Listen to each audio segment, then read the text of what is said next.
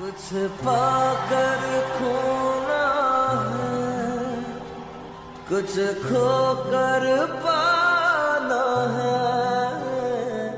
जीवन का मतलब तो आना और जाना है। दो पल के जीवन से एक उम्र चुरानी है।